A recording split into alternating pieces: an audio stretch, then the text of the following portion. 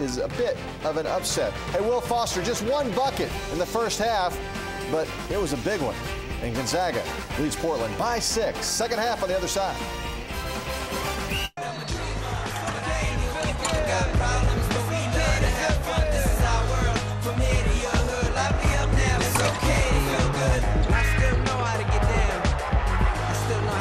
Out.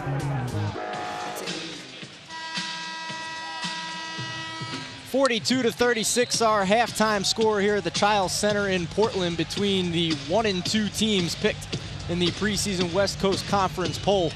Steve Andress here, back alongside of Tim McCormick here in the Chiles Center, former University of Michigan Wolverine and 10-year NBA veteran. And Tim, 42-36 at the half. Bulldogs, like we said, shot 70% in that first half. Pilots got to feel pretty fortunate to still be in this. Yeah, I agree. Welcome all of you to the Harris and Bolden show. They combined for 25 points in the first half. Tremendous efficiency, 8 out of 11 from the field.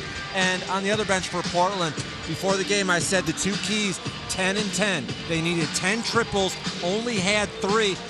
Turnover-wise, they did a good job. They only had 2 turnovers, so there are some areas they need to tighten up, especially on the defensive end. See the first half stats, that 70% is really what sticks out at you. The three's pretty much even.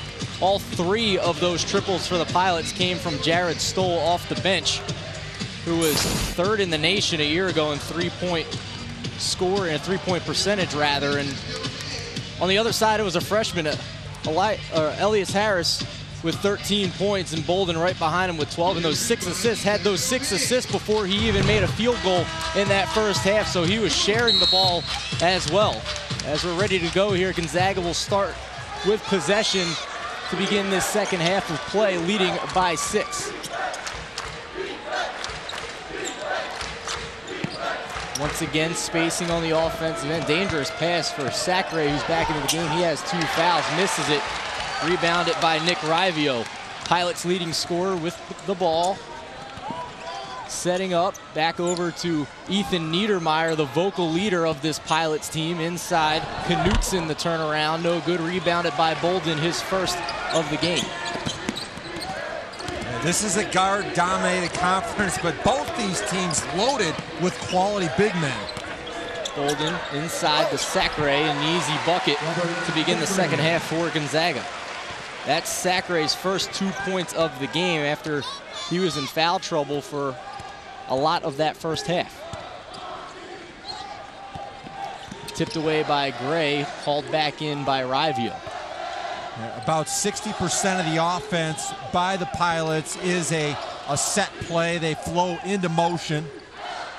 Top of the key, 3 rims in and out for Niedermeyer. Smelters trying to get the rebound, falls on the ball, but he is out of bounds. It'll go back to the Zags. Smelters was very good in the first half underneath in that low post, Tim. He had 9 points to tie Stoll for the team high for the Pilots, and that was a big question going into this game. We knew about Portland's ability to shoot the 3, but how good or how well would they do in the low post was the other question. Well, when they make threes, the defense comes out to cover the three-point line, and then guys like Smelters have a lot more space and little defense that's going to stop them. Harris launches a 3 and knocks it down. He stays hot. 16 points in the game now for the freshman out of Speyer, Germany. Yeah, I think that both he and Bolden deserve to be on the first team all West Coast Conference this year with the way they've played. Harris had a career-high 27 points against Davidson earlier this year in the annual Gonzaga battle in Seattle. Rivio crosses over Gray, goes into the lane, pulls up, can't get it. Rebound up in the air, pulled in by Harris. He has the only 2 double-doubles this season for Gonzaga. Bolden penetrates, the fadeaway, no good, out of bounds. Back to the Pilots.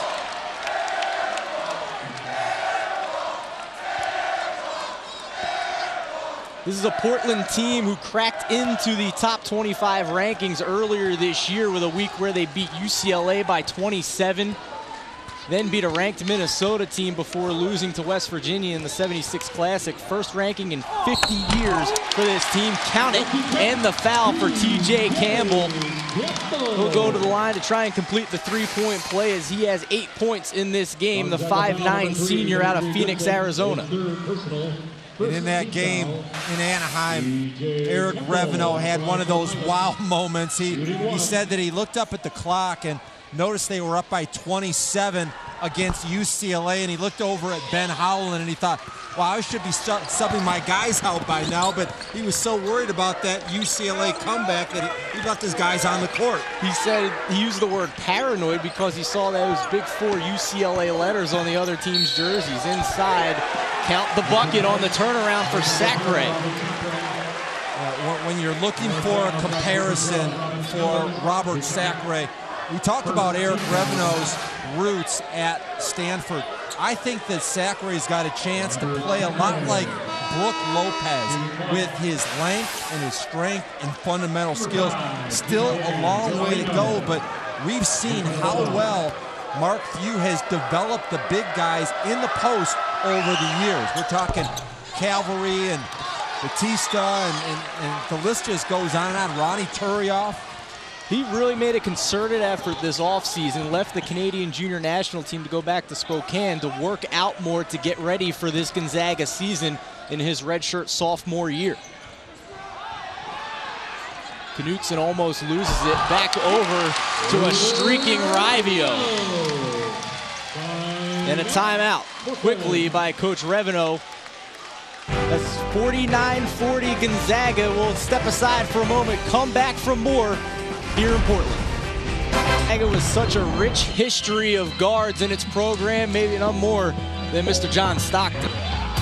The Hall of Famer with the tight shorts from the draft of 1984, the greatest draft in NBA history. And he really would be proud of the play of point guard star Matt Bolden. This spacing, the ability to deliver the ball. And Matt was telling us today that there was a special moment where he had a chance to learn from one of his mentors and heroes when he came on campus. Mark Few said, I want you to work out with John Stockton. So they walked in the gym, and John Stockton was going to teach him about the crossover dribble. And he said, here, I want you to go against Dee Brown and Darren Williams, and you can go full court and try to get by them. What an intimidating thing for a freshman. Not only are you going against NBA players, and a Hall of Fame player is teaching you, your new coach Mark Few is there watching you. Wow, what an experience. Speaking of freshmen, his son David Stockton is also a walk-on this Gonzaga team. He's a big part of helping this team right now out in practices, running the sets of the opposing teams that they'll play in that week. Out of the timeout, Gonzaga with possession. Stephen Gray has it. Quiet first half for him as Villarino launches a 3. G.J. Villarino, yet another freshman to crack into the stat sheet for Gonzaga in this game, a 6-foot freshman out of McKinney, Texas. A lot of freshmen in this class, 4 new ones to be precise, as Raivio misses it. He gets it back out to Villarino, who will push back to Bolden. Pumps the 3, no look inside for Gray, blocked by Sigma. And Campbell will push it the other way. I don't know if Gray ever saw him. Swings it around inside for Smelders in the low post, and he has been very effective on the block today, Tim. That's his 11th point.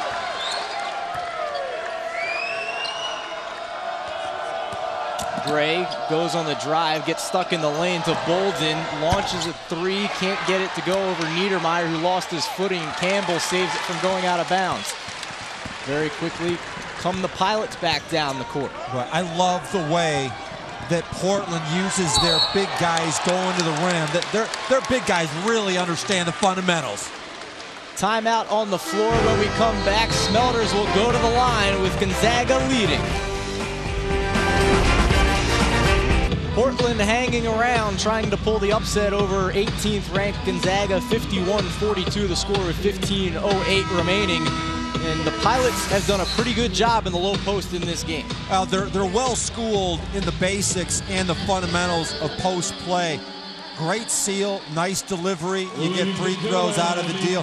And a big part of it is their coach, Eric Revenot. Remember, he played for Mike Montgomery at Stanford. He was an assistant coach under Mike Montgomery. And the thing that really helps him out, He's 6'8". Think about it. All the great college coaches are former point guards. He is a big man that is banged in the low post. He understands a big man's mentality and mindset, how to get the ball inside. And when you look at it, he coached Curtis Borchardt and Mark Madsen, Jason and